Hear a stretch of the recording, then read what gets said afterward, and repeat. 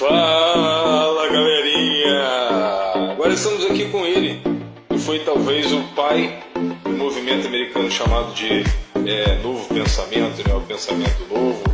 Assim como o Florence, já entrevistado aqui no canal. Ele que foi advogado, comerciante, editor, autor, inclusive chegou a escrever mais de 100 livros, não é mesmo? Olha só, que maravilha, né? 100 livros de autoajuda. Ele que, digamos assim, entre aspas, é o pai do cultismo, né? Do terapeutismo, de toda essa forma de ajudar as pessoas aí, né? De certa forma, né? Da busca, né? Pelo autoconhecimento, o amor próprio, essa coisa toda aí. E aí, galera, sabe de quem eu estou falando? Dele, William Walker. É isso mesmo? William Walker Atkinson, mais conhecido como Atkinson. Walker, eu agradeço a Deus pela liberação, né? E a você, né? Pela presença, pela participação aqui no canal. Beleza? Uma salva de palmas, galera. Beleza? Exponha, confrade.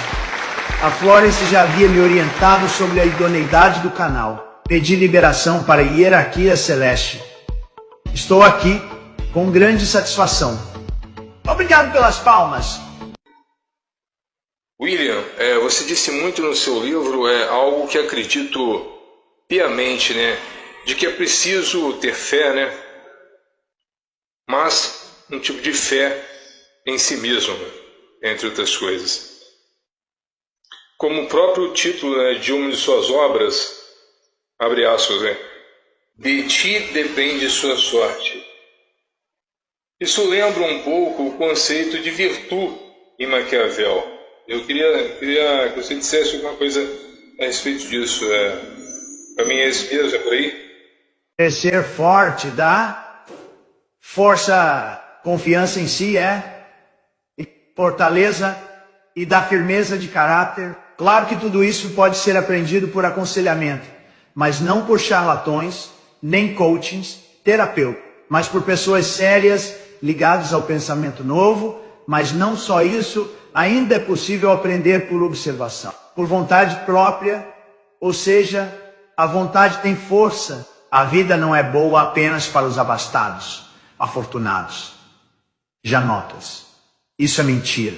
A esquerda adora pregar esse tipo de pensamento invejoso, arcaico, tacanho, excludente. Mas nós somos mais que isso. Filhos do grande arquiteto, por isso devemos crer em nós mesmos, com a ajuda dos outros, sem perder o zoom político de Aristóteles, muito menos o narcisismo do bem de Nietzsche. Os derrotados vivem no universo de suas derrotas, que foram estimuladas por seus professores, assim como os desajustados. Mas acreditem, nós não nascemos assim, inertes como pedra, frutos do profundo inatismo, somos folhas em branco. Eles sim foram doutrinados. Por isso que para eles é preferível que o outro caia, do que cultivar a própria evolução. A esquerda é castrativa, eliminando do sujeito o valor de suas iniciativas e entregando ao Estado, para que em troca de segurança, em troca de migalhas, de pão e circo, sintam-se afagados e, por gratidão, admitam o inconcebível estado de vassalagem. Kant diria que esses seres não são mais do que crianças adultas, incapazes de usar do entendimento sem as orientações de terceiros.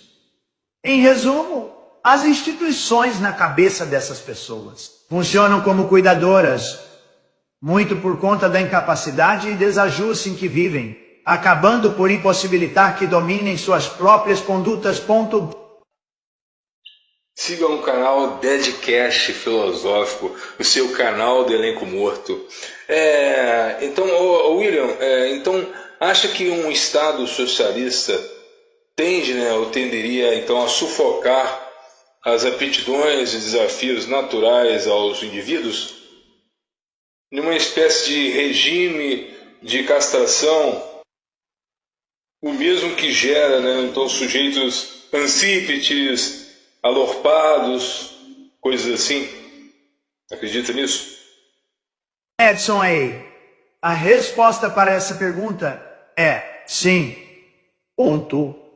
A mentalidade socialista, ou melhor, a ideologia socialista tende a gerar sujeitos fracos, apáticos, um tipo de papa sorda. Sujeitos com ausência de autonomia, como crianças birrentas que precisam da canga de seus pais para que possam ter coragem para tomar banho. Incapazes de tomar a iniciativa de agirem sozinhas e quando fazem esquecem de escovar os dentes, de lavarem atrás das orelhas, de esfregarem as costas, como eternos dependentes do Estado. Ponto. A função do governo é negativa, é restritiva e não positiva e ativa. A função do governo é a de proteger a nação contra ataques internos e externos, promovendo a saúde, a educação e garantindo a propriedade. Ponto. O Estado não pode se impor ao homem em prol do próprio gozo. É posterior ao homem e nasceu para servi-lo. Não é isso? Walker, o senhor falou da dor causada pela má sorte, o que daria têmpera aos homens. Gostaria que o senhor articulasse um pouco mais sobre isso. Falei no livro de Ti, depende tua sorte. Ponto. Eu chamei essa dor de íntima revelação. Então, o que seria essa tal íntima revelação? Seria um tipo de resistência à dor causada pelos infortúnios da vida. Por isso que essa geração está sujeita à derrota, por não serem pessoas autônomas, por não possuem anticorpos, pois vivem presas em seus quartos, influenciadas por marxistas, repetindo seus vícios, reproduzindo pensamentos massificados, fugindo das experiências práticas por conta dos seus hábitos mal propícios. Por isso digo, é necessário querer ser forte, desejar a liberdade para assim, aos poucos, se libertarem da caverna de Platão. Walker, o senhor acha então que é a virtude quem manda ou a classe do sujeito? Em outras palavras, acha que sujeitos pobres estariam fadados a um tipo de inatismo proposto pela esquerda, ou seria apenas um estado transitório, portanto mutável? Transitório, apenas isso, totalmente sujeito ao esforço. Enquanto o liberalismo estimula a ação, a força de vontade, o combate, a têmpera, o socialismo propõe o extremo oposto, estimulando a covardia, a inveja, a preguiça, a apatia. Entre outras coisas, os progressistas acreditam que o ser humano não é adaptável, como uma pedra, mas até mesmo pedras em ato possuem potência. Como diria Aristóteles, os doutrinadores marxistas aprenderam a repetição, negando os princípios de Heráclito. Logo, isso poderia ser aplicado à ideia de classe social, pois para Heráclito tudo é movimento, e ninguém é obrigado a permanecer estacionado, a não ser que tenha sido alienado pelo Estado. Conhecer-se é o segredo, carta fundamental do jogo da vida, como diria Florence Scovel Shinn. É o tal do conhece a ti mesmo, o tal do eu sei quem sou, pensado por Dom Quixote. Eu sei quem sou. Os grandes homens da humanidade não se conformaram com a classe que iniciaram suas vidas. Não aceitaram a inércia do inatismo. Foram como folhas em branco. Como diria John Locke e Augusto Curry, autores dos seus destinos. Alguns dos maiores apóstolos de Deus saíram do seio das massas mais carentes, mais pobres, e mesmo assim brilharam. Se recriaram como a imagem da estátua Self-Made Man, da escultora americana Bobby Carlyle. que diz que somos responsáveis por moldar nosso próprio destino.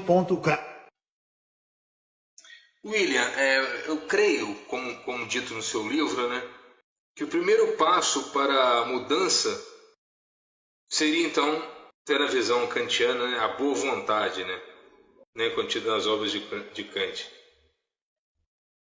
Fazer o bem sem olhar a quem, e não um bem pensado na ideologia, né, na revolução, para agradar. Não é esse bem que se faz pensando em algo futuro, algo vindouro, ou o que for, o bem em si mesmo, né? Enfim, fazer o bem pelo próprio bem. Não acha que é isso que falta nos políticos de hoje? Políticos, como diria Platão, né? Que vivem aquilo que escolheram, né? Que amam a sua profissão e não o poder. Não acredita nisso? Antes de tudo, o amor próprio. Isso não significa amor egoísta, como os demagogos propagam. Não estou falando do amor próprio e barato. Estou falando do conhecer a si mesmo, do amar a Deus sobre todas as coisas e o próximo como a ti mesmo. Logo, depois do amor a Deus, o amor a si, e depois ao próximo. O próximo está em terceiro lugar. Amor próprio é a capacidade do homem beber da própria cisterna, não da do outro, não da cacimba do Estado, mas da sua própria escavação. O homem ou a mulher, não importa o todes, necessita repetir o seguinte mantra: sou, penso, tenho a noção das coisas externas, peido fedorento, julgo, arroto, tenho dor de barriga, cago, piriri, gangorra. Meus estados de consciência me pertencem, meus sentimentos são meus. Walker, o homem sem si estaria morto, né? Ou seja, fadado ao fracasso. Então, primeiro, por subordinação, né? Aos empregadores, burgueses, ou não. Mas parece pouco. Parece que a sociedade prefere a subordinação total, né? Sem armas, sem oposição, sem comunicação, totalmente irado, em um labirinto cercado. Não pelo Minotauro, mas pelo Leviatã, a pior de todas as bestas. O senhor acha justo, na verdade, o senhor acha justo a negação dessa individualidade, das particularidades do ser humano, da lucidez, do talento, do ânimo, não é? Não, pois somos mais que carne e osso. Confiar em si tem muito valor do bastar-se a si mesmo, como aquele que aprende a rir do próprio destino. A meta do homem não é a do Estado, digo. Sua meta é o aperfeiçoamento. E o Estado nada tem com isso. Ah, que peninha! Poxa, galera, infelizmente nosso Deadcast filosófico, canal do Elenco Morto, está com pouco tempo agora, né? Estamos terminando, infelizmente, mais um episódio e tal, mas com essa possibilidade de retorno, né? Do William Walker para mais uma sabatina, talvez, mas não uma sabatina, mas uma conversa franca aqui, de grandes amigos. Não, beleza? Agradeço aí a todos os ouvintes, a todos que estiveram conosco até agora, mas infelizmente o tempo é curto. Em breve estaremos juntos novamente com o nosso Deadcast, o canal do Elenco Morto. Um abraço, hein? Palmas para o nosso convidado. Grato pelas palmas, pelos aplausos e pelas vaias. Agradeço a Deus pela liberação e ao seu canal Edson pelo convite, por ter se lembrado da verdadeira autoajuda que foi o pensamento novo. Abraços e até outro dia.